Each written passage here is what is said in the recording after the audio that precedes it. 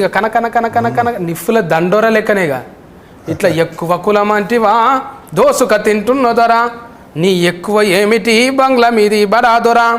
ఎండల్ల బండరాళ్ళు బూనాది నింపినోళ్ళం మా రత్కమంతా ఒడిసి మీ బంగ్లకు రంగేస్తే కొత్తింటిలోన మీ అక్కు కొన వాకిలి మాకు దిక్కు మేమంతని వస్తువు దోసుక తింటున్నదొరా నీ ఇంటిలో ఉన్నదా బంగ్లా మీది బడాదొరా అంటే సామాన్లన్నీ ముట్టుకొని అట్లా పెడితే దావత అయినాడు అన్ని ఇంట్లోకి రానియడు అని బెడ్రూమ్తో సహా ఈడే మోసుకొచ్చి పెట్టాలి అంటే ఏఫీఎన్ఎంలో నేను కూడా కొన్ని వద్దులు పని చేసిన సార్ ప్రజానాట్య మండలిలో అవి ప్రజా గొంతుకలు ఎట్లుంటాయి అంటే చాలా పొగర్ఫుల్ సార్ అది నారాయణమూర్తి సార్ లాంటి వాళ్ళు గద్దర్ లాంటి వాళ్ళు నిన్న మొన్న కూడా గద్దర్ సార్ పాట వింటే అమ్మ ఎటుకెళ్ళని లేచి ఇలా పడతాయి లెజెండరీ గద్దర్ గారు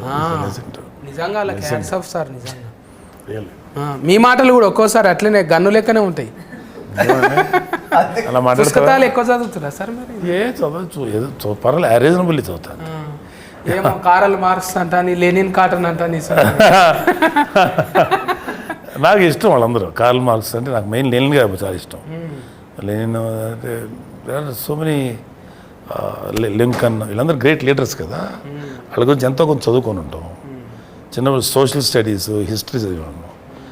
సెకండ్ వరల్డ్ వారు ఫస్ట్ వరల్డ్ వారు ఇంటర్నేషనల్ హిస్టరీ ఇండియన్ హిస్టరీ రాష్ట్ర చరిత్ర అన్నీ చదువుకునే వాళ్ళం కదా డెఫినెట్గా కొంచెం ఉంటుంది లోపల సబ్జెక్ట్ ఉన్న వాళ్ళతో జర వాదించారు ఎవరు అమ్మ ఆయనకు అన్ని తెలుసులే ఎందుకు వచ్చిన అంత వైడ్ నాలెడ్జ్ లేకపోవచ్చు కదా తీరు ఎంతో కొంత అయితే జాక్ ఆఫ్ ఆల్ అంటారు సార్ అన్నింటిలో కొంచెం కొంచెం టచ్ ఉంటుంది ఇప్పుడు ఫర్వ్ అంటే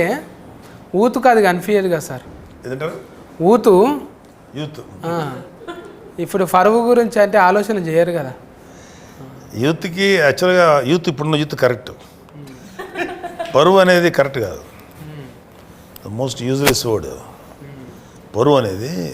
ఆ పరువు అనే పేరు మీద ఎన్ని దారుణాలు జరుగుతున్నాయో తెలుస్తుంది సో ఇట్స్ ఓన్లీ ఇందాక ఇల్యూషన్ అది పరువు అనేది పరువు ప్రతిష్ట మనమేంటి మన కుటుంబం ఏంటి ఇంటి ముందు ఎక్కడో మన సినిమాలు కూడా చూపిస్తారు ఓ గన్ను పెట్టుంటాడు ఒక చోట ఓ పెద్ద పులి అదే కూతురు ప్రేమించిన ఎవరు ప్రేమించానంటే ఛీ నువ్వు ఇంట్లో గెటప్ నా ఆస్తిలో చిల్లి గోగూడదు ఇలాంటివన్నీ ఉంటాయి అవన్నీ చూస్తున్నాం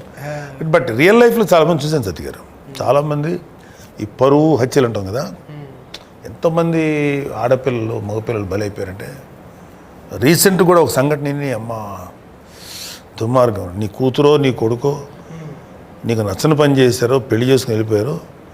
నచ్చకపోతే మాట్లాడటం మానేసాయి కానీ వాళ్ళని చంపేసే హక్కు ఒక తండ్రిగా కానీ లేకపోతే అవతల బిడ్డను చంపేసే హక్కు మనకు లేదు కదా leave them that's all let them go to hell అనుకోవాలి తప్ప చంపేయకూడదు అలాంటి పరువు హత్యలు ఎన్ని న్యూస్లు ఎన్ని బయటకు రావట్లేదు మనకు బయటకు వచ్చేది తక్కువే బయటకు రాని చాలా ఎక్కువ ఉంటాయి ఎన్ని చూసి ఇల్యూజన్ ఆ ఇల్యూజన్లో బతికే వాళ్ళకి అదే పరువు అంటారు కదా మనం పరువు ఏమైపోద్ది అని ఆ పరువు అనే మాట ఎంతమంది పడతారు తెలుసా కేవలం పెద్ద పెద్ద అంబానీలు వీళ్ళు పెద్ద కోటీసులు కాదు కామన్ మ్యాన్ కూడా పడతారు అదే మన పరువు ఏమైపోతారు అంటారు మీరు అన్నారు కదా నలుగురు ఆ చుట్టూ చేరుతారు ఆయన ఎవరో తెలియదు సచిన్నాడు వచ్చి మోసేటోళ్ళు గారు ఆ నలుగురు అన్న ఇటు అయిపోయిందంటే అంటారు అన్నాడు బాగానే ఉంటాడు అవును ఏమైపోయింది అన్న మన పరువు పోయిందని ఫస్ట్ ఆడంటాడు అవును కదా అంటాడు వీడు అక్కడి నుంచి అలా ఫ్లేరప్ అయిపోయి అది ట్యూనింగ్ చేస్తుట్లనే ఆగమవుతుంది అంతే ఎక్కువ మంది కోసం బతుకుడే అవుతున్నది మన కోసం మనం బతికితే ఆ ఇష్యూ కాదు అది పెద్ద బరువు కాదు చాలా ఈజీగా ఉంటుంది జనం కోసం వాళ్ళని సాటిస్ఫై చేయాలి మన ఊర్లో మన గురించి ఏమనుకుంటారు ఈ పిచ్చ ఆలోచనలతో బయటపడిపోతే చిన్నపిల్లలు బలైపోతారు ఇట్లా అంటే మీరు ఇట్లా చెప్తున్నారని కాదు సార్ మీ పెంపకం తీరు కూడా మీరు వాళ్ళకి ఫ్రీడమ్ ఇచ్చారు హ్యాపీగా ఉన్నారు పిల్లలు ఇవ్వాలి కదండి వాళ్ళు చిన్నపిల్లల వాళ్ళు 18 once they matured it is their world to pursue వాళ్ళ జీవితాన్ని వాళ్ళు లీడ్ చేయాలి కదా ఓన్లీ వీ కెన్ సపోర్ట్ వెనకాల వాళ్ళకి ఏదైనా ఇష్యూ అయితే సపోర్ట్ చేయాలి తప్ప అదర్వైజ్ ఇప్పుడు వీళ్ళందరూ ఇంత కష్టపడి వస్తున్నారు ఏ తల్లిదండ్రులకు పుట్టారో ఎక్కడి నుంచి వచ్చారో అమ్మాయి కేరళ మీది చెన్నై ఆ పాప ఎక్కడి నుంచో వైజాగ్ ఈ అబ్బాయి ఎక్కడి నుంచి వచ్చారు వీళ్ళందరూ మరి ఎంత కష్టపడి పనిచేస్తారు ఇంకా వాళ్ళకి ఫ్రీడమ్ లేకపోతే ఎట్లాగా నువ్వు జాగ్రత్త వెళ్ళకు నువ్వు అక్కడుండు ఇంటుండు వాళ్ళకి మన యాక్చువల్ చెప్పాలంటే parents should respect children because నాకన్నా నా బిడ్డలు ఎక్కువ ప్రపంచం చూస్తారు, అంటే ఎక్కువ మోడర్న్ ప్రపంచం, అప్ టు డేట్లో ఉంటారు. So don't dictate them, just be friend with them. వాళ్ళకి ఏదైనా సలహా అడిగితే నీకన్నా ఎక్స్పీరియన్స్ చెప్పాలి,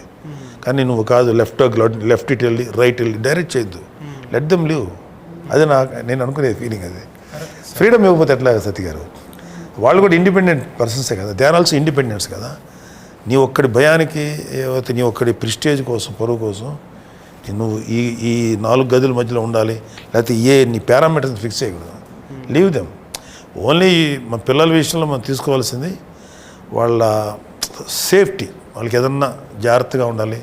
వాళ్ళ లైఫ్ థ్రెటనింగ్ సిచ్యువేషన్స్ వెళ్ళకుండా అదొక్కటి మనం కాపాడుకోవాలి తప్ప వాళ్ళు ఎలా బతకాలి, ఎలా లైఫ్ లీడ్ చేయాలని చెప్పకూడదు. అసలు తప్పది. That is infringing human rights.